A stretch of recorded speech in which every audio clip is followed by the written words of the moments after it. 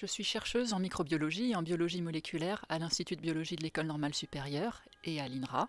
Et mon équipe étudie comment les cellules qui composent notre organisme réagissent à l'infection par la bactérie pathogène qui cause la listériose. Pour cette édition de la Nuit des sciences et lettres, j'ai choisi d'animer un atelier intitulé « L'origine d'une épidémie ». Que fait-on en face d'une épidémie inconnue ? Quelles mesures prend-on en priorité? Quelles démarches mettons en œuvre pour essayer d'identifier le pathogène en cause, pour essayer d'endiguer l'épidémie?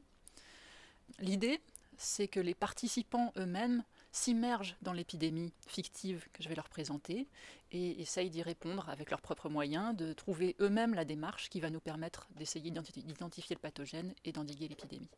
Je ne sais pas encore du tout où va nous emmener chacun de ces ateliers, je ne sais pas comment l'épidémie va évoluer, ceci, ça dépendra de vous. Si l'on s'intéresse à l'histoire de l'étude des maladies infectieuses et de l'épidémiologie, on se rend compte qu'il n'est pas toujours évident d'identifier la cause d'une pathologie.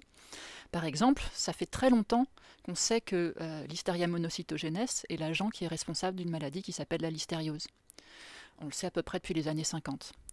Et pourtant, c'est seulement depuis 1983 qu'on s'est rendu compte que Listeria monocytogenes était transmise par les aliments, par des aliments contaminés. Et ça a eu des conséquences extrêmement importantes, parce qu'on ne protégeait pas très bien les femmes enceintes. On pensait que la listériose était transmise par leurs animaux domestiques. Lors de l'atelier, on pourra se pencher sur les différentes façons qu'on a d'étudier ces types de questions. Et plus largement, la Nuit des sciences et lettres est à mon avis un endroit unique pour venir comprendre, voir, décortiquer les différents aspects, les différentes manières dont on étudie les origines, les différentes questions qui se posent autour de ce thème, et soyez curieux.